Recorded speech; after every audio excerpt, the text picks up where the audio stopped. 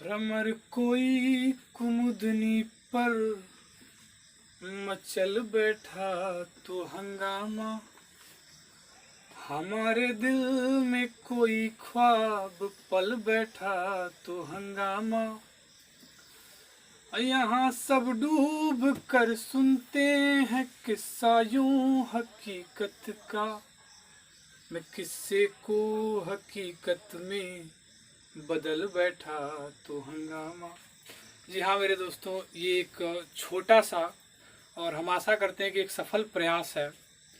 और इसी के साथ अपनी क्लास चालू करते हैं। बस मस्त रहिए और पढ़ा कीजिए।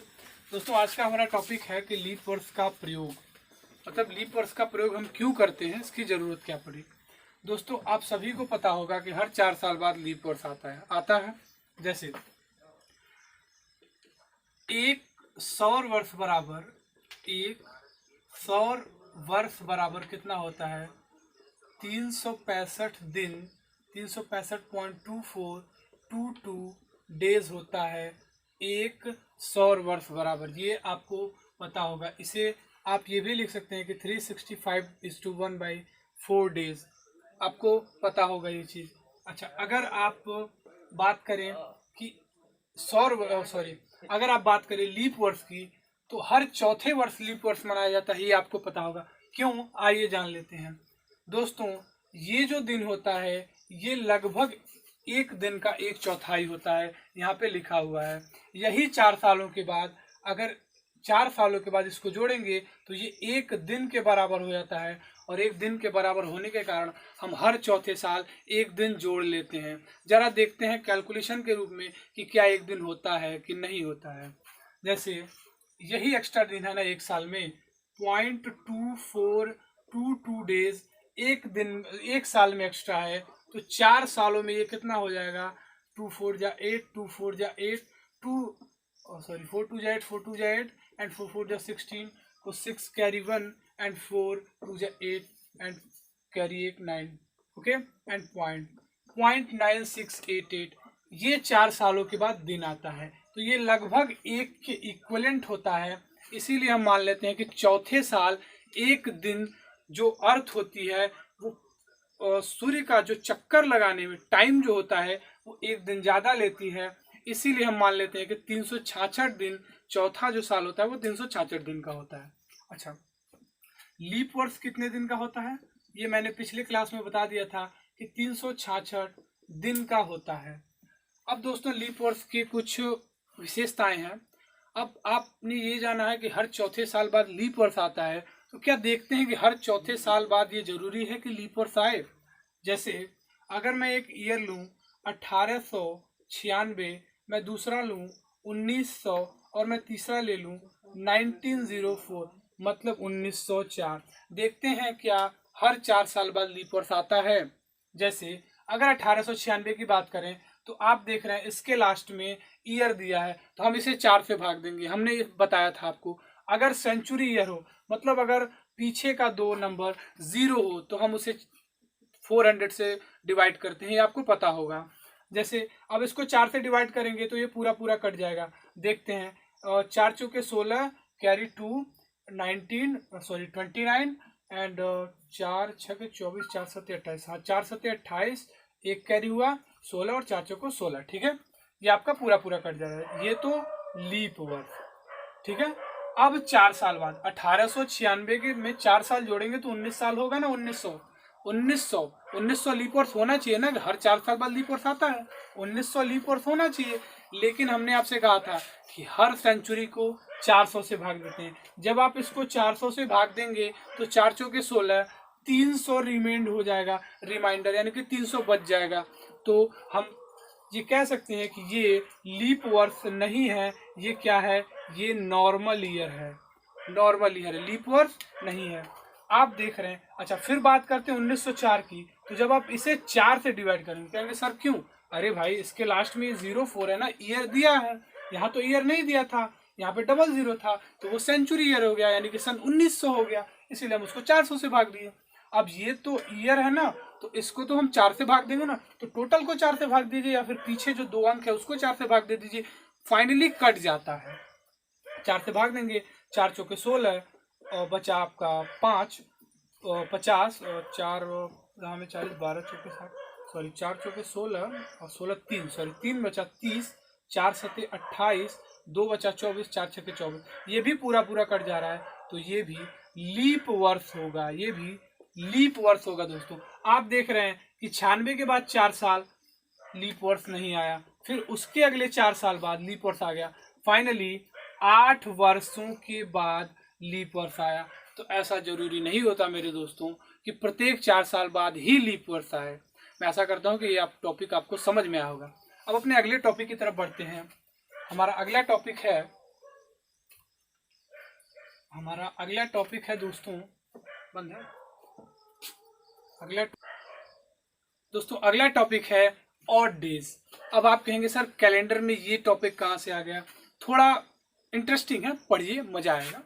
ऑड डेज दोस्तों, अब ऑड डेज, एक बात आप ध्यान में रखिएगा, एक बात आप अपने जहन से कभी मत निकालिएगा, वो है मैंने आपको एक बात बताई थी कि first day of first calendar, calendar first day of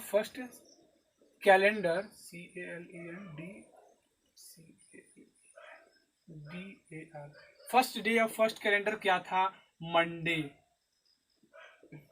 first day of first calendar क्या था? मंडे, तो यानी कि सोमवार। ये बात आप अपने ध्यान से कभी भी मत निकालिएगा कि पहला दिन सोमवार था। अब मैं बताता हूं कि क्यों, थोड़ा यहाँ आगे देखिए। First day of first calendar सोमवार। अब देखिए विषम दिन क्या होता है? विषम दिन वही दिन होता है दोस्तों कि अगर मान लीजिए हम 7 से डिवाइड करें कुछ दिनों को, जैसे पहला दिन आपको पता है, सबसे पहले कैलेंडर का पहला दिन सोमवार था, आपसे कोई कहे 10वां दिन क्या था, तो आप कैसे बताएंगे? आप 10वां दिन को 7 से भाग दे देंगे और जो रिमाइंडर बचेगा, रिमाइंडर क्या बचेगा? 3। 7 से भाग देंगे तो 7 एकम 7 और रिमाइंडर क्या बचेगा? 3, रिमाइंडर 3 बचेगा। तो 3 का मतलब क्या होता है जरा देख लीजिए।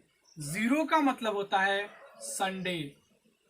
अगर 0 रिमाइंडर हो, मतलब रिमाइंडर कुछ ना बचे, तो 0 का मतलब संडे। इसका यूज आप जानते हैं कहाँ होगा? वार निकालने में, दिन निकालने में। देखते हैं, 0 का मतलब संडे, 1 रिमाइंडर बचे तो ये होगा मंडे। अगर 2 रिमाइंडर बचे तो ये होगा ट्यूसडे। अगर 3 रिमाइंडर बचे वेडनेसडे। अगर 4 होगा थर्सडे। अगर 5 होगा तो फ्राइडे। अगर 6 होगा तो सैटरडे। ये बात अपने ध्यान में रखिएगा। अगर ऑड डेज यानी कि रिमाइंडर, ऑड डेज मतलब 7 से भाग देने के बाद जो भी रिमाइंडर बचता है, जो शेषफल बचता है, उसी को हम क्या कहते हैं? Odd days. अब ये बात ध्यान में रखिए, आपको पता है पहले दिन सोमवार था, आपसे कोई कहे 45 दिन बाद, मतलब 45वां दिन कौन सा दिन था? भाई 7 से भाग दे दीजिए, आप काटेंगे तो 7 छके 42, यानी कि रिमाइंडर कितना बचा? 3।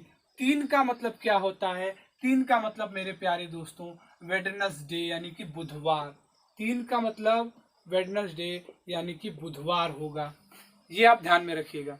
अब आप सोचेंगे सर डेट तो बहुत बड़े बड़े होते हैं, पढ़िए, थोड़ा इंटरेस्टिंग है, आप सीखने का प्रयास कीजिए। ऑड डेज आपको पता चला? ऑड डेज क्या होते हैं? ऑड डेज वही होता है कि अगर किसी दिन को 7 से भाग देने पर जो रिमाइंडर बचे वही क्या होता है? ऑड डेज होता है। ठीक है दोस्तों, अब बात करते हैं कि महीनों में, जैसे अब महीनों में बात करते हैं। महीनों, अगर आपसे कोई कहे कि जनवरी महीने में कितने ऑड डेज होते हैं, तो पहले आपको ये पता होना चाहिए कि जनवरी महीने कितने दिन का होता है। जनवरी महीने हर साल 31 दिन का होता है। तो आप बताइए 31 को 7 से भाग देंगे तो रिमाइंडर कितना बचेगा? 7 चौके 28, 28 के बाद 3 रिमाइंडर बचेगा। यहाँ हम महीना लिख देते हैं, यहाँ हम लिख देते हैं डे, यहाँ लिख देते हैं रिमाइंडर, या फिर ऑड डेज लिख देते हैं। ठीक है, तो 31 दिन का महीना होता है, तो आपने देखा 3 रिमाइंडर बचा यानी कि 3 ऑड डेज। अगर फरवरी की बात करें तो ये 28, या फिर 29 की होती है तो इसमें ऑड डेज या तो 0 होगा या तो 1। आप कहेंगे क्यों भाई, 28 रहेगा तो 28 तो पूरा पूरा कट जाएगा तो रिमाइंडर 0 बचेगा, तो ऑड डेज 0। ठीक है, अगर ये पूरा ये 29 रहेगा तो 7 चुके 28, एक रिमाइंडर बचेगा, यानी कि ऑड डेज की संख्या 1। ठीक है, अगर बात की जाए मार्च, MARC, मार्च की बात की जाए तो ये 31, और देखिए इसी क्रम में चलता है 31 30 31 30 ऐसे ही चलता है। ठीक है, तो अब चूंकि ये फरवरी होता है, बस यही 28 29 का होता है। अब देखते हैं, मार्च हो गया 31 का, इसमें भी 3 और डेज। मार्च, अप्रैल, अप्रैल की बात करें, अप्रैल ये 30 का महीना होता है, तो इसमें 2 और डेज, यानी कि 2 एक्स्ट्रा डेज, यानी कि 2 रिमाइंडर। ठीक है, अगर अप्रैल के बाद मार्च अप्रैल मई की बात करें, मई ये 31 का होता है, इसमें 3 और डेज। अगर जून की बात करें, जून की बात करें तो जून 30 का होता है, इसमें 2 एक्स्ट्रा डेज, यानी कि ऑड डेज।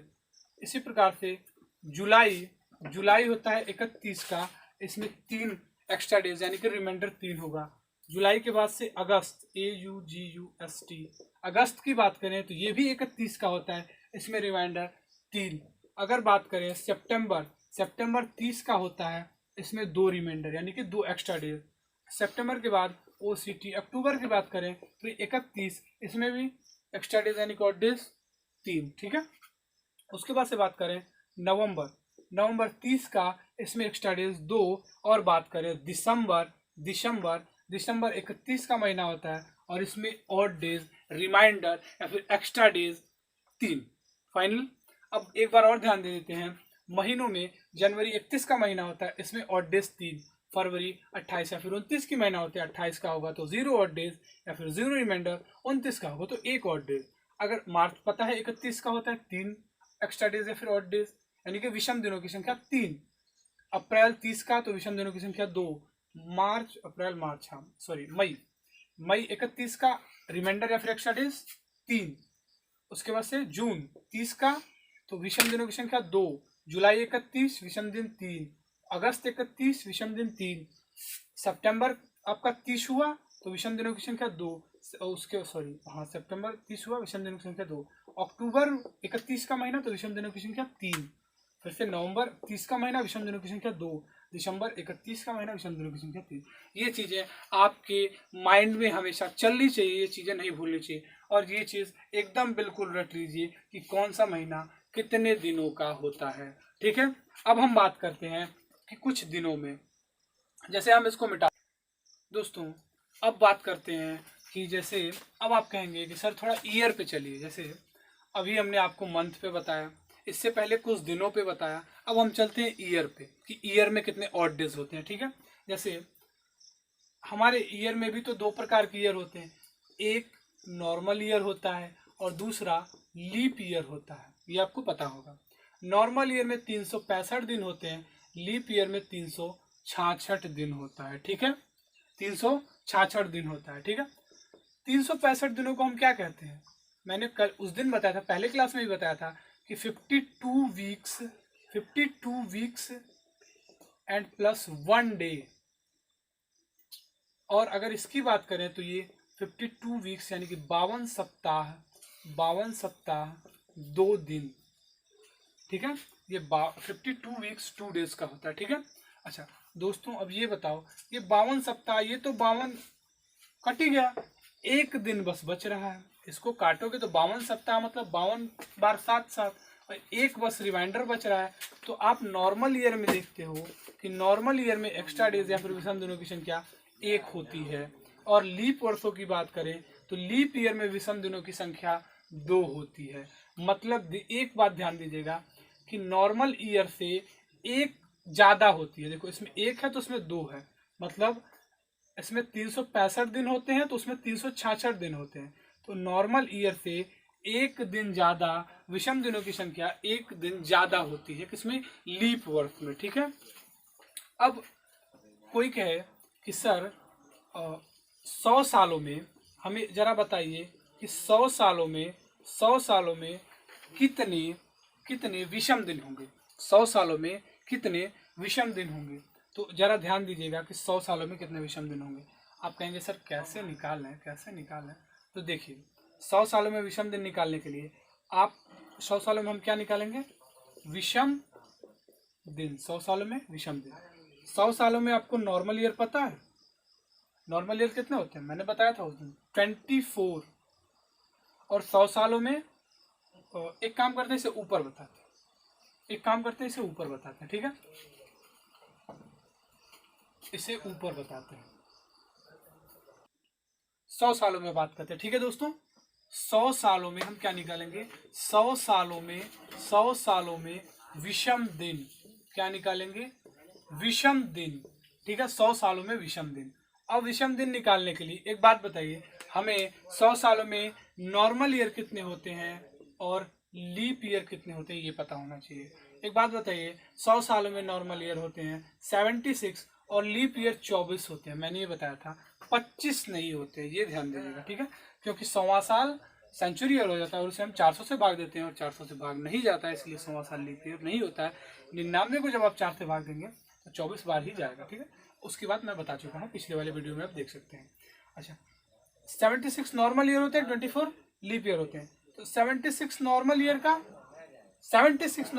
76 मैंने बताया था, नॉर्मल ईयर में ऑड डेज 1 और लीप ईयर में ऑड डेज 2। तो एक बात है, 76 नॉर्मल ईयर का 76 ऑड डेज और 24 लीप ईयर का 48 ऑड डेज। 24 लीप ईयर भाई, एक लीप ईयर में 2 ऑड डेज, तो 24 लीप ईयर में 48 ऑड डेज। अब इन दोनों को जोड़ लीजिए तो आप देख रहे हैं कि 8 और 6 14 को 4 कैरी हुआ 1। अच्छा, 4 और 7, 7 और 4 11, 11 और 1 12, सही है 124। अब आप कहेंगे कि सर 124 एक्स्ट्रा डेज या फिर ऑड डेज नहीं हो सकता। बिल्कुल नहीं हो सकता भाई। आप किसी भी चीज को 7 से भाग देंगे तो उसमें अधिकतम रिमाइंडर कितना बच सकता है? 6, क्योंकि जो ही वो 7 होगा त्यों ही वो 7 से कट जाएगा। अधिकतर रिमाइंडर 6 हो सकता है। कैसे, मैं बताता हूँ। जैसे अगर आपसे कोई कहे कि बताइए 8 दिनों में रिमाइंडर कितना, बस जैसे ऑड डेज कितना होगा? 8 को आप 7 से भाग देंगे तो 1 रिमाइंडर बचेगा, तो 1। इसी तरह से 9 दिनों में ऑड डेज की संख्या 2, 10 दिनों में ऑड डेज की संख्या कितनी? 3 या 11 दिनों में ऑड डेज की संख्या 4, 12 दिनों में ऑड डेज की संख्या 5, 13 दिनों में ऑड डेज की संख्या 6 और जो ही 14वां दिन होगा ये 7 से कट जाएगा तो ऑड डेज की संख्या 0। आप देख रहे हैं कि मैक्सिमम ऑड डेज 6 हो रहा है, इसका मतलब हमें, और मिनिमम ऑड डेज 0 हो रहा है। इसका मतलब हमें ये ज्ञात होता है कि मिनिमम हमें 0 ऑड डेज प्राप्त होगा और मैक्सिमम 6 ऑड डेज। आप देख सकते हैं। इसी तरह से ये 124 ऑड डेज नहीं हो सकता, इसको भी 7 से भाग देंगे। 7 से भाग देंगे तो 7, 7 एकम 7 बचा 5, 7 एकम 7 बता 5, 5 और 4 मिलकर 54, 7 बटे 56 हो जाएगा, 7 सत्ते 49, 17, 7 सत्ते 49, तो बचा कितना? 6 बचा, 5 बचा। तो मतलब 100 सालों में 5 ऑड डेज होते हैं। कितना? 5 ऑड डेज होते हैं। 100 सालों में 5 ऑड डेज होते हैं, ये ध्यान रखिएगा। 100 सालों में कितने ऑड डेज होते हैं? 100 सालों में 5 ऑड डेज होते हैं, ठीक है? अब कोई कहे कि सर जरा 400 सालों में बता दीजिए ना, 400 सालों में ऑड डेज की संख्या कितनी होगी? प्लीज सर, ऑड डेज की संख्या। देखिए ये इंपॉर्टेंट है क्योंकि ये बढ़िया ईयर है, ठीक है? 400 सालों में ऑड डेज की संख्या कितनी होगी, जरा ये भी ध्यान देते हैं, ठीक है? 400 सालों में, अब आप कहेंगे कि सर इसमें हम लीप वर्षों की संख्या निकालें, वो निकालें। उससे अच्छा है आप 100 सालों में जानते हैं 100 सालों में कितने लीप ईयर 100 सालों में कितने ऑड डेज होते हैं? ये 5। 100 सालों में 5 होते हैं, तो दोनों साइड 4 से गुणा कर दीजिए, इधर भी 4 से गुणा कर दीजिए। ध्यान दीजिएगा, 100 सालों में कितने एक्स्ट्रा डेज होते हैं? 4, ठीक है? अब देखिए 100 सालों में 4, तो इधर गुणा करेंगे तो इधर क्या हो जाएगा? 400 साल, और 400 सालों में कितने? 20। आप कहेंगे सर 20 एक्स्ट्रा डेज। नहीं दोस्तों, 20 ऑड डेज कभी नहीं हो सकता। ये 400वां साल ना, ये लीप ईयर होता है। 400वां साल लीप ईयर होता है, और लीप ईयर का भी इसमें एक एक्स्ट्रा दिन जुड़ेगा। इसमें लीप ईयर का भी एक एक्स्ट्रा दिन जुड़ेगा, तो फाइनली 21 ऑड डेज होंगे 400 सालों में। आप कहेंगे सर आप तो पढ़ाए मैक्सिमम 6 ऑड डेज हो सकते हैं। मैक्सिमम 6 ऑड डेज, 21 को भी 7 से भाग देंगे, रिमाइंडर 0 होगा। मतलब हमारे 400 सालों में कोई 400 सालों में कोई ऑड डेज नहीं होता दोस्तों, 400 सालों में कोई ऑड डेज नहीं होता। अब बताइए, अगर 400 सालों में कोई ऑड डेज नहीं होगा तो क्या 800 सालों में कोई ऑड डेज होगा? नहीं। 1200 सालों में कोई ऑड डेज होगा? बिल्कुल नहीं होगा। यानी कि 400 का जितना भी मल्टीपल होगा उसमें ऑड डेज नहीं होंगे। ये आप हमेशा अपने ध्यान दीजिएगा। अब आपको ये थोड़ा कुछ परेशान कर रहा होगा कि सर आपने यहाँ एक क्यों जोड़ा, 400वां साल लीप वर्ष होता है, ये ध्यान देना। यहाँ पे आपने 2 क्यों नहीं जोड़ा? क्योंकि एक लीप वर्ष में तो 2 ऑड डेज होते हैं। तो चलिए आप वाली भी कर देते हैं।